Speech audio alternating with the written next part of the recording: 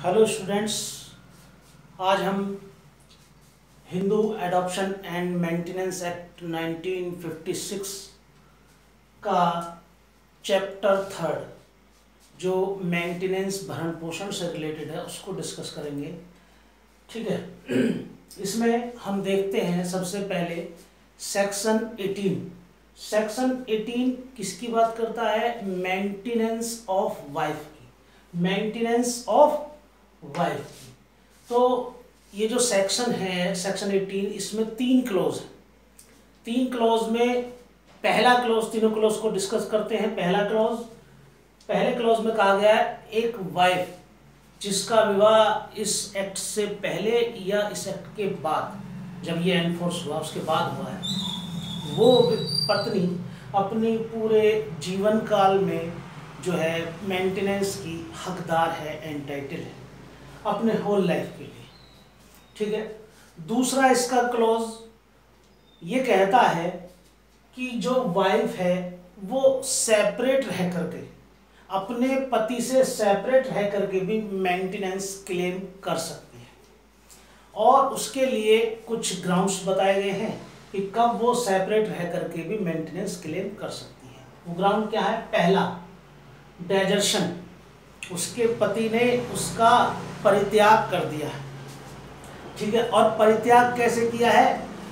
Without reasonable cause, बिना किसी युक्तियुक्त कारण के, या विदाउट कंसेंट, बिना उसकी सहमति के, और अगेंस्ट हर विश या विल, उसकी इच्छा के विरुद्ध। ठीक है। और क्या कर रहा है वो?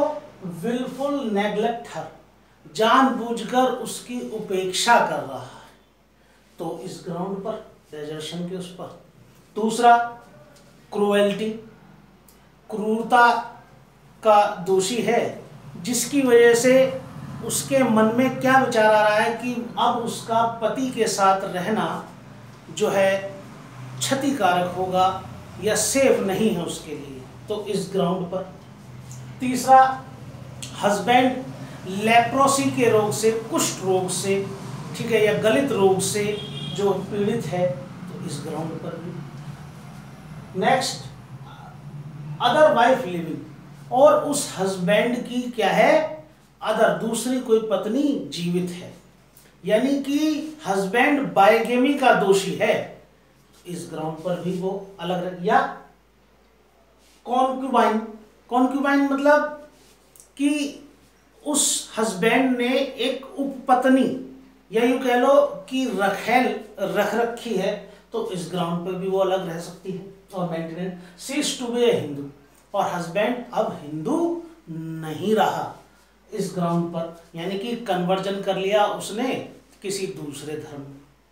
और ऐसा ही कोई और अदर ग्राउंड जिसको कोर्ट रीजनेबल, युक्तियुक्त माने, तो उस ग्राउंड पर भी वो उसको सेपरेट रहते हुए मेंटेनेंस दे सकता है। थर्ड इसका क्लोज, वाइफ, थर्ड क्लोज में एक आ गया, वाइफ एंटाइटल नहीं होगी किसके लिए? मेंटेनेंस के लिए, अगर वो क्या कर रही है? अनचेस्टी, अनचेस्टी हो गई है, मतलब living in living in adulteration, ठीक है, जारता में रह रही है, या यूं कह लो अनचेस्टी से मतलब अपवित्र, अपवित्र हो गई है, या ceases to be a Hindu, और अब वो हिंदू नहीं रही है। हिंदू नहीं रही तो हिंदू लॉ में उसे मेंटेनेंस के लिए क्लेम नहीं कर सकती। चलिए नेक्स्ट सेक्शन, सेक्शन 19 डिस्कस करते हैं। 19 क्या है? Maintenance of window daughter in law, daughter, window daughter in law है, उसके मेंटेनेंस की बात करता है सेक्शन 19। तो इसमें क्या है? सबसे पहले उसका राइट है ये, प्रॉपर्टी जो उसने ऑन अर्न, अपने आप अर्जित की है या कहीं और से प्राप्त की है, उससे अपना मेंटेनेंस करेगी, पहली बात। दूसरा, नहीं है जी, तो ऐसी तो हस्बैंड की एस्टेट से, या फादर और मदर की एस्टेट, जो उसके अपने माता पिता हैं, उनसे प्राप्त संपत्ति से अपना भरण पोषण करेगी, ये भी नहीं है। तो अपने बेटे या अपनी बेटी से यदि कोई है तो उससे मेंटेनेंस लेगी, ये भी नहीं है तो फिर फादर इन लॉ इससे क्या है, वो मेंटेनेंस की क्लेम कर सकती है। और ये अगर इसके पास कोई ऐसी कोई प्रॉपर्टी है अपनी या कहीं और से अदर से प्राप्त हुई है और ये कैपेबल है उससे अपना मेंटेनेंस करने में और इसका भी मेंटेनेंस करने में, तो फिर ये बाउंड होगा इस विडो डॉटर इन लॉ का मेंटेनेंस के लिए। लेकिन उसके पास खुद ही इतनी प्रॉपर्टी नहीं है या खुद इतने मींस नहीं है कि वो अपना भरण पोषण कर सके, तो फिर ये भी इस सेक्शन में बाउंड नहीं होगा। ये बात कहेगी सेक्शन 19 में। अब सेक्शन 20 क्या है, maintenance of children and aged person. Maintenance की बात कर रहा है बच्चों के और जो वृद्ध माता पिता है, वृद्ध पेरेंट्स हैं उनकी। तो इसमें भी 3 क्लॉज हैं। पहला क्लॉज क्या करता है 20 का 1 कि हिंदू से मतलब मेल और फीमेल ये नहीं कह सकती जी हिंदू है तो पुरुष ही केवल लायबल है, नहीं, ये भी लायबल होगी, मेल और फीमेल दोनों।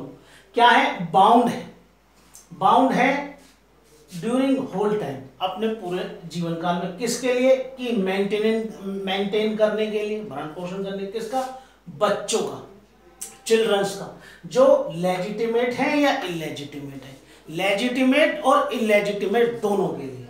और एज्ड पेरेंट्स, वृद्ध माता पिता या इनफर्म है मतलब कमजोर हैं या दुर्बल हैं, क्षीण हैं, ऐसे माता पिता का मेंटेन करने के लिए ये बाउंड है, ये हिंदू मेल हो या फीमेल। इसका क्लॉज 2 क्या कहता है, वो माइनर से रिलेटेड है। माइनर कोई बच्चा है चाहे वो लेजिटिमेट है या इलेजिटिमेट है, ठीक है, वो मेंटेनेंस क्लेम कर सकता है अपने फादर और मदर किसी से, ठीक है। इसका क्लॉज 3 डॉटर से रिलेटेड है। डॉटर कैसी है, अनमैरिड डॉटर है। अनमैरिड डॉटर अगर उसकी अपनी प्रॉपर्टी या अदर प्रॉपर्टी से अपना मेंटेनेंस करने में इनकैपेबल है तो फिर ये हिंदू जो है लायबल होगा उसको मेंटेनेंस देने के लिए, मेंटेन करने के लिए, ठीक है। Thank you.